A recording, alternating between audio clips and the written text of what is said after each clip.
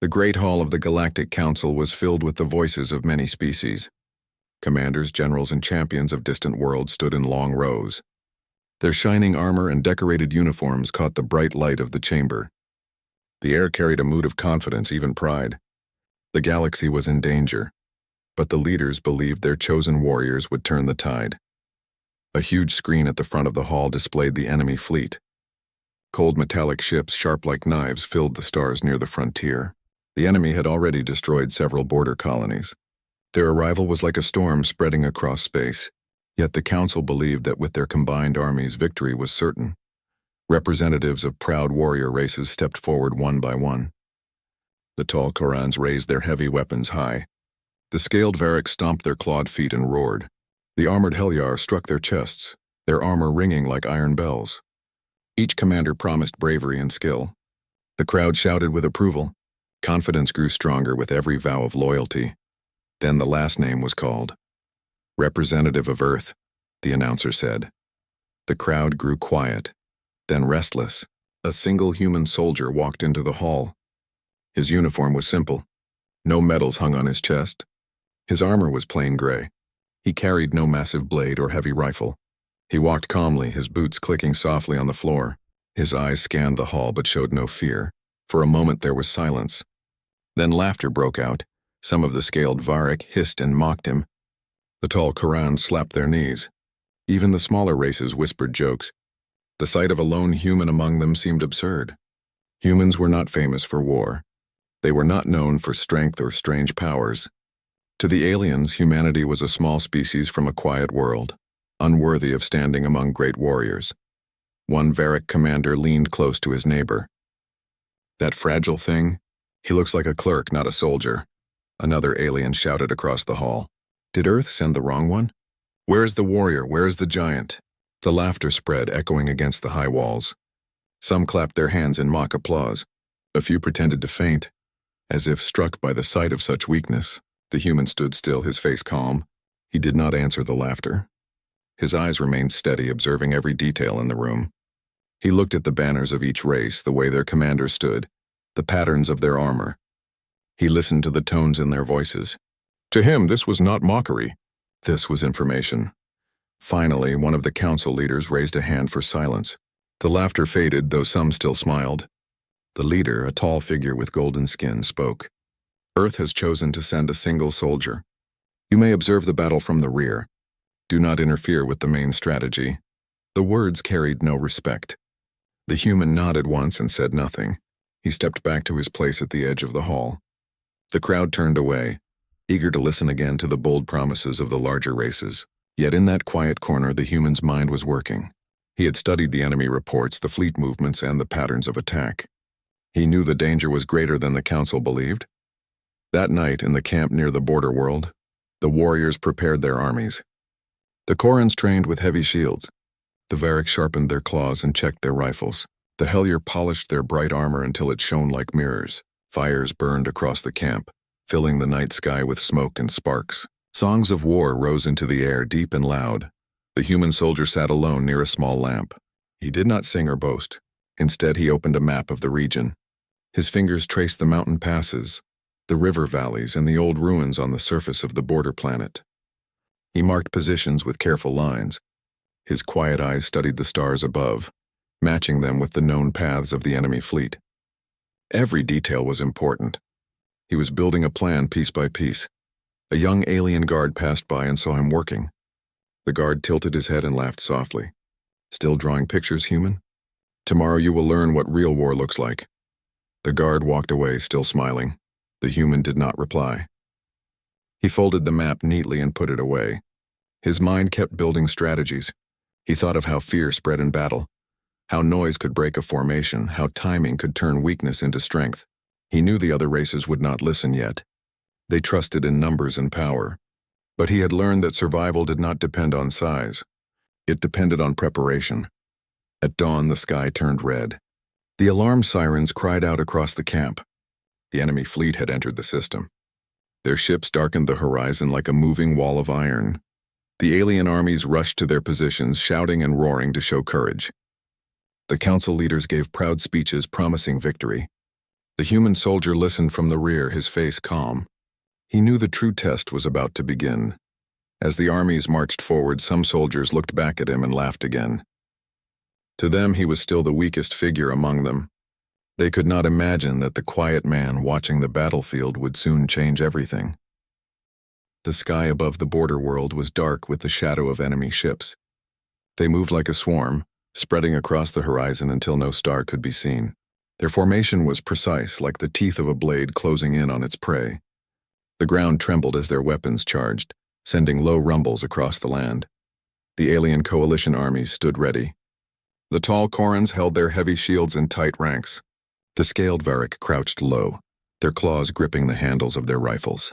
The armored Helyar locked their weapons into place, their golden armor reflecting the faint red glow of the morning sun. From a distance, their army looked strong and fearless. Drums of war thundered. Trumpets sounded. The council leaders gave one last speech telling the soldiers that victory was certain. Their voices rang with pride and confidence. The armies roared in answer, raising their weapons toward the sky. The air shook with their battle cries, yet far behind the front the human soldier watched silently. He did not roar or raise his arms. His eyes moved across the battlefield, studying the ground and the movements of both allies and enemies. He knew the enemy would not attack with simple force. They had fought too many wars to waste energy on a direct charge. They would come with speed, deception, and surprise. The first strike proved him right. From above, a rain of fire poured down as enemy bombers broke through the clouds. Explosions ripped the front lines. Earth cracked, soil flew into the air, and entire ranks were thrown apart. Alien soldiers screamed as their formation shattered. The proud Koran shield split under the heavy fire. The Varric scattered, seeking cover from the burning rain. Even the armored Helyar staggered backward, their bright armor scorched black. The alien commanders shouted orders, but the noise of battle drowned their voices. The enemy pressed harder, sending wave after wave of fast strike units. Sleek black ships streaked low across the ground, firing with deadly precision. Wherever they passed, fire followed. Within minutes, the alien coalition that had stood so proudly was in chaos. Soldiers ran in all directions, breaking formation to find safety. The proud lines became scattered groups, each trying to survive. The enemy moved like hunters chasing prey, striking at the weakest points, cutting deeper and deeper into the heart of the defense. In the rear, council leaders argued. Some shouted to hold positions. Others cried to retreat. Fear began to creep into their voices. The victory they had promised was slipping away like sand through their fingers.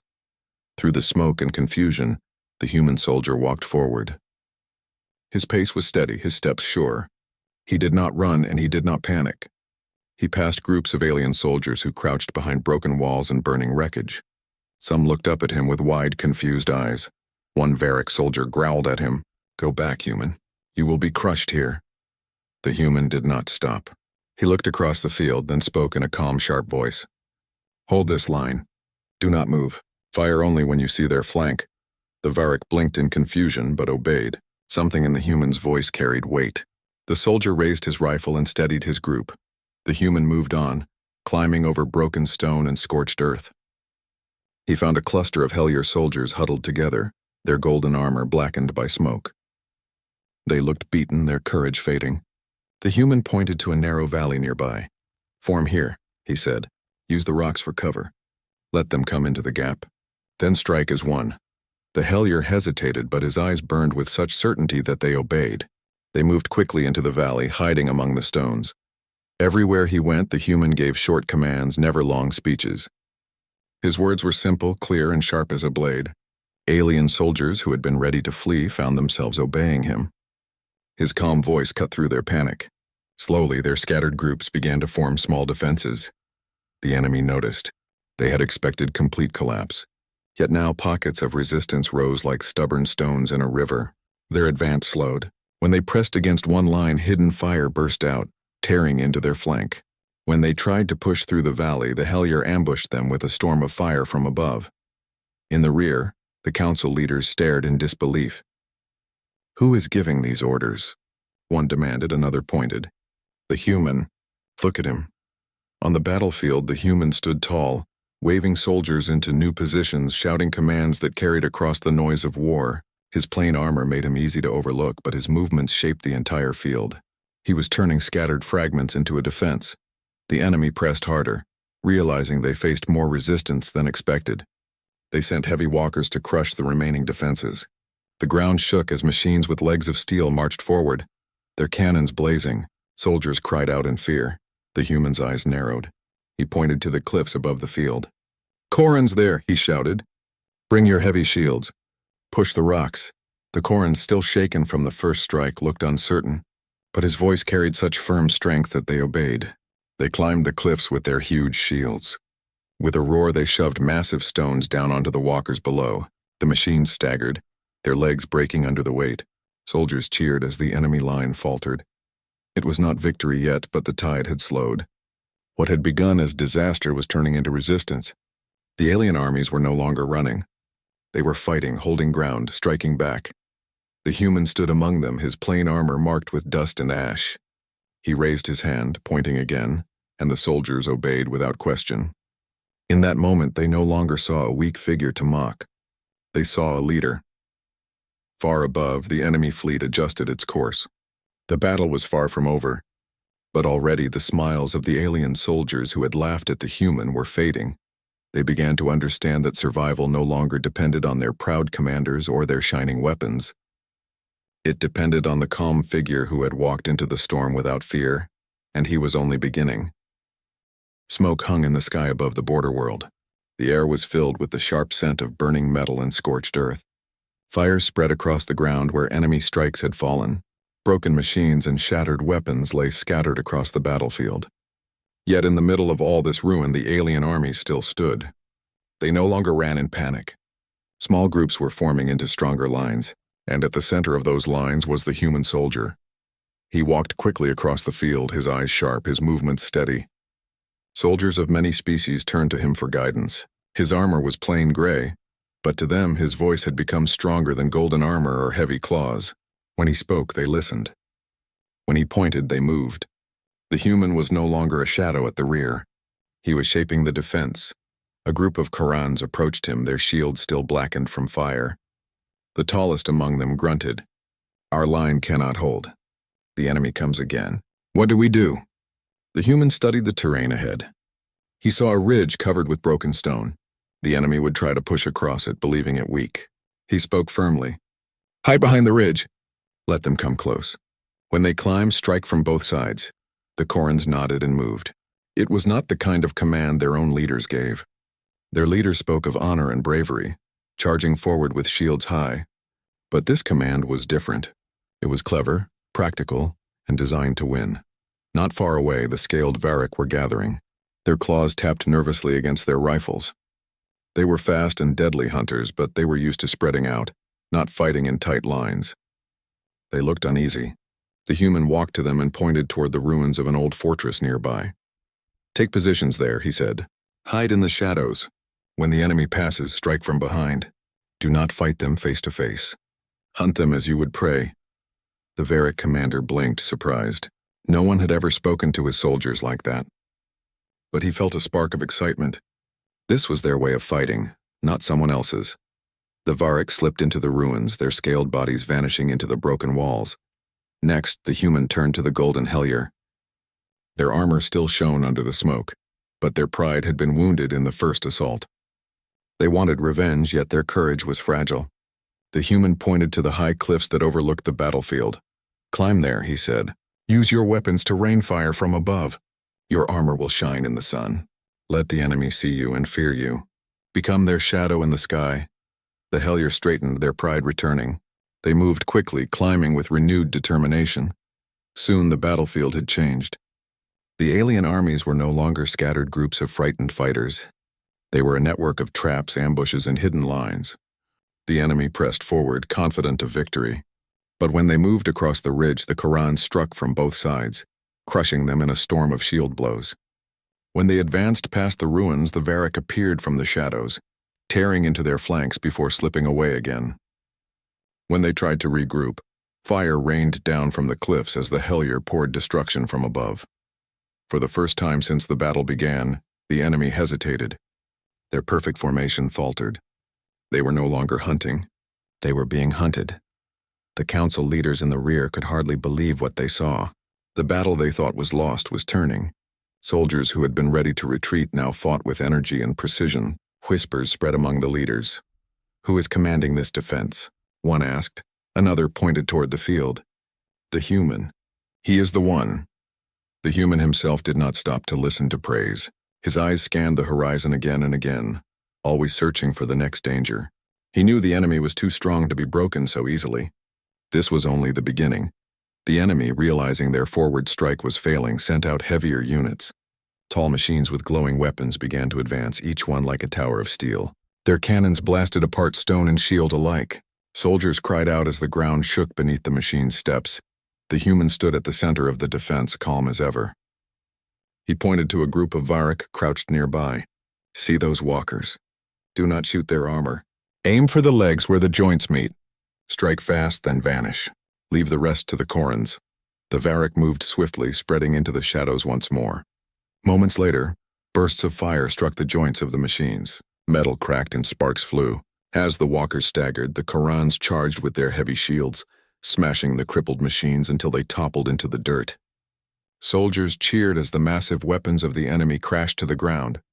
The human turned again, this time to the Hellier on the cliffs.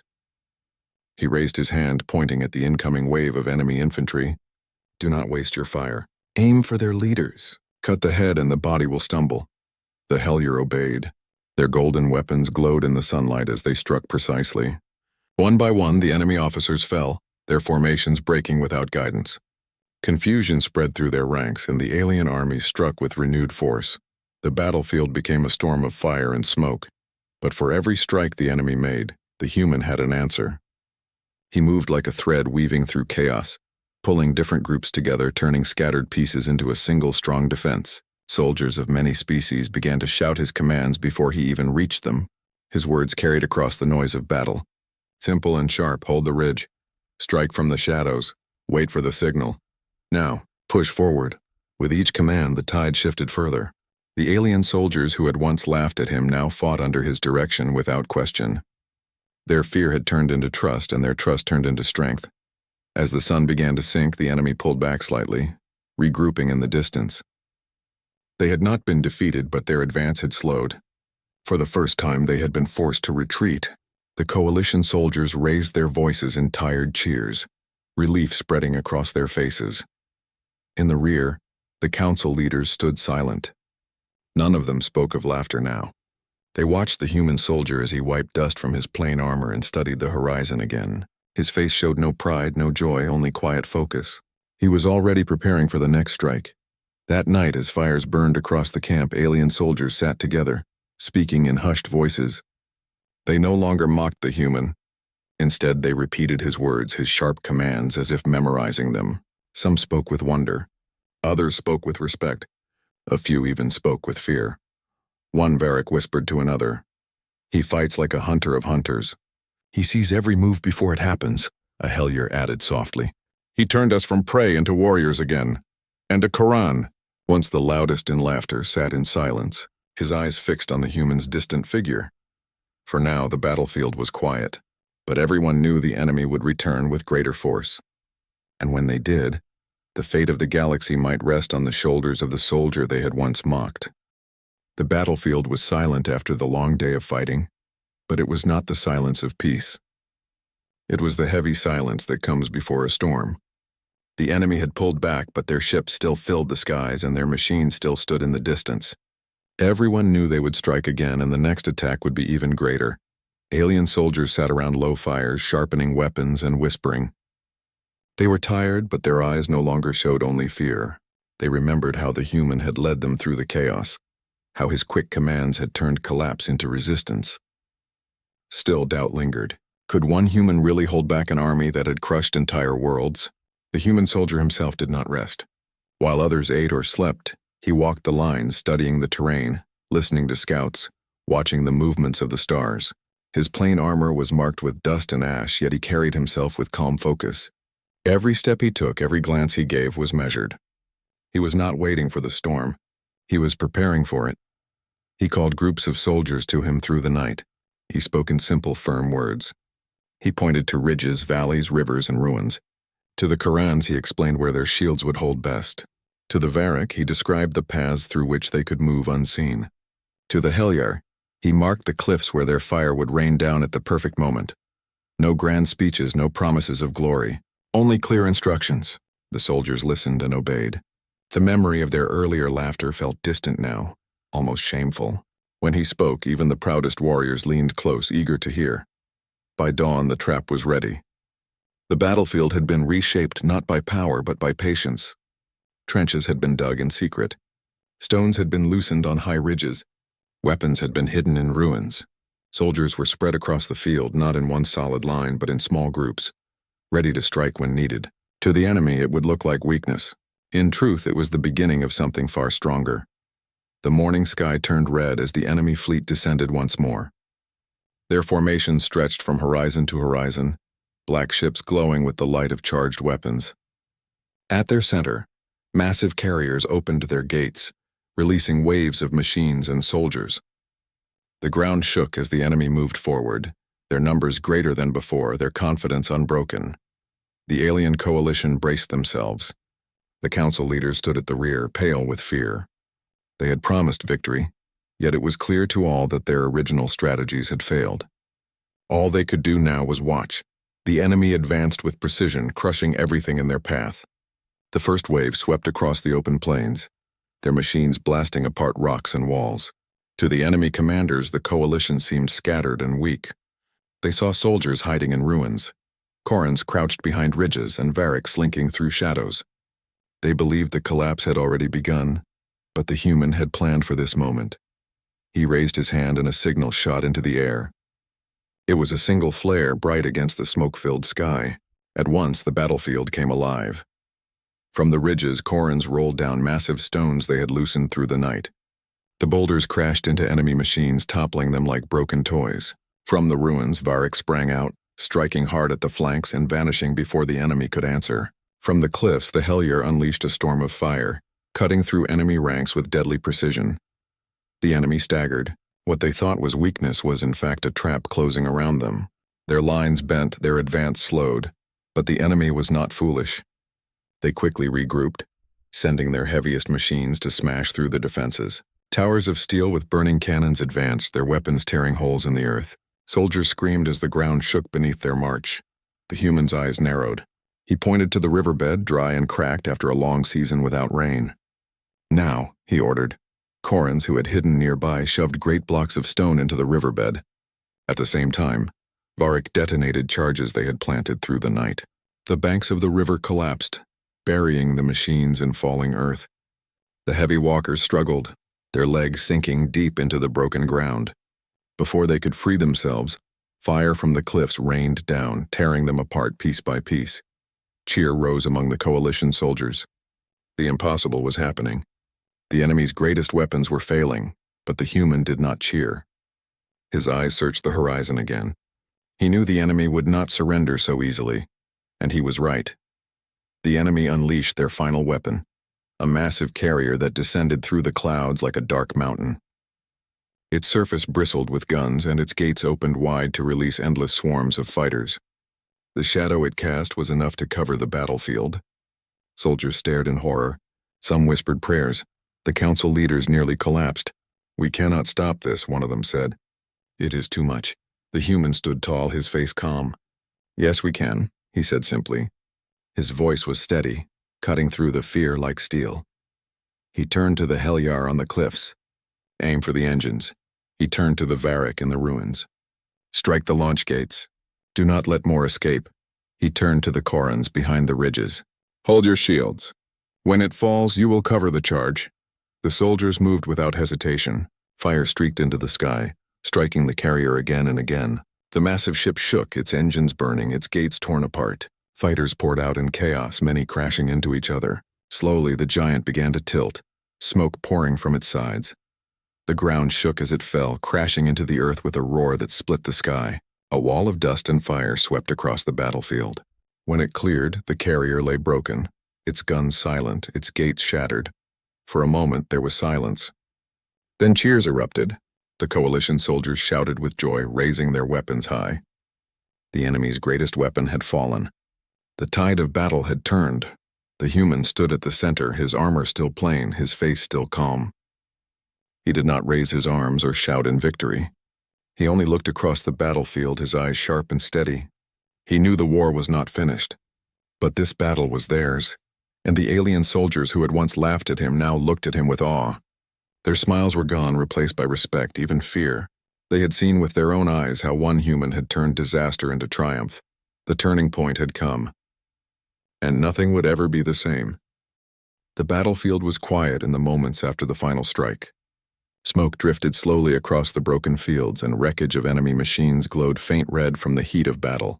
The alien coalition soldiers stood in silence, their weapons trembling in their hands, their armor scorched, their voices caught in their throats. No one laughed anymore. No one dared. At the center of the ruined field stood the human soldier. His armor was battered, his rifle burned with marks of fire, and yet his stance was steady. His breathing was slow, calm, almost too calm for someone who had just faced a storm of destruction. His eyes were not on the coalition behind him, nor on the enemy remnants ahead. They were on the horizon, as if he was still searching for the next danger, still ready for another strike. The alien commanders gathered slowly, their movements unsure. The Varkan general, who once called humans weak, stared at the human with wide eyes. He remembered his own mocking words, how he had laughed when the soldier first walked into the war council chamber. Now the words burned like shame on his tongue. The others, the tall Sarakians with shining scales, the strong Olnari with heavy frames, and the quick bird-like Tyren, all carried the same expression. They had thought themselves superior. They had thought the human would be a liability. Instead, he had carried them through the fire. The council leader, a silver-skinned elder from the Azrian species, stepped forward at last. His voice trembled, not with fear of the enemy, but with something he had not felt in many years. Respect. "You led them," he said. "You saved this world when our strategies failed. How did you know what to do?" The human turned his head slightly. His face was tired, streaked with dirt and smoke, yet his eyes were sharp. "I watched," he answered simply. "I learned how the enemy moves. I saw how fear spreads through ranks. I knew where to hit them, when to wait, and when to strike. You underestimated them, but I did not." The alien officers shifted uncomfortably. They had been trained for centuries in war academies, their strategies refined by long traditions of battle. Yet the human had seen what they had missed. His mind worked differently, and in that difference lay their survival. The younger soldiers from the coalition looked at the human with something stronger than respect. Some whispered that his courage gave them the strength to keep fighting. Others admitted that without his orders they would have fled the battlefield. They had followed him because he did not panic when all others did. They had followed him because his voice, sharp and steady, cut through their fear. The human walked through the broken ground, past the wounded and the fallen. He did not stop to boast nor to claim honor. He bent down instead, helping an injured Tyren soldier stand. He gave water to a wounded Olnari warrior. His hands were rough, his movements firm, yet there was kindness in every action. The alien soldiers watched, their shame growing heavier. They had laughed at him, mocked his presence, and now they could not meet his gaze. Hours later, the coalition gathered in the War Council chamber once again. The mood was nothing like before. No mocking smiles, no casual arrogance. Every face carried weight. The human sat silently at the end of the table, not demanding a seat of power, not asking for recognition, yet all eyes turned to him. The Azrian elder raised his hand. "We owe you our lives," he said. His voice carried across the chamber. "Without you, this world would have fallen. The enemy would have crushed us. I speak for the council when I say this. Humanity has proven itself." Murmurs filled the room. Words of agreement spread. Even those who once laughed could not deny the truth. The Varkan general stood, his voice rough with shame. "I mocked you," he admitted. "I called you weak. I called you unfit for war. But you are stronger than I ever imagined. Stronger in ways we did not see. For that I ask your forgiveness." The human only nodded. He did not smile, he did not revel in victory. His expression remained steady, as if this was nothing more than duty. "I do not fight for forgiveness," he said. "I fight because the enemy must be stopped. I fight because survival leaves no choice. If you want to honor me, then learn. Do not make the same mistake again. Never underestimate an enemy, and never underestimate a human. The council sat in silence, struck by the weight of his words. The aliens knew this moment would be remembered. The war had not ended with victory alone. It had ended with a lesson they would never forget. Outside, the soldiers prepared for what came next. The enemy had retreated, but they were not gone. The coalition would need to rebuild, to strengthen, to prepare for another storm. Yet a new confidence filled their hearts, not because of their weapons or numbers, but because of the human who had stood when all else had fallen. Among the younger recruits, stories already began to spread.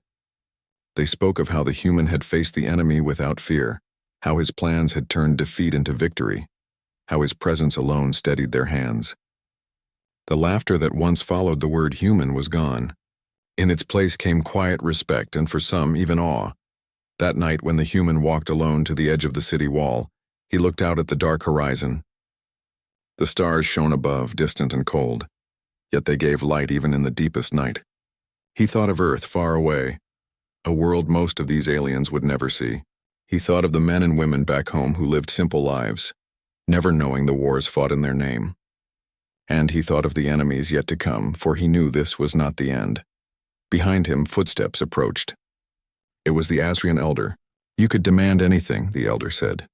"A seat of command, wealth, recognition. They would give it to you now. Why do you not claim it?"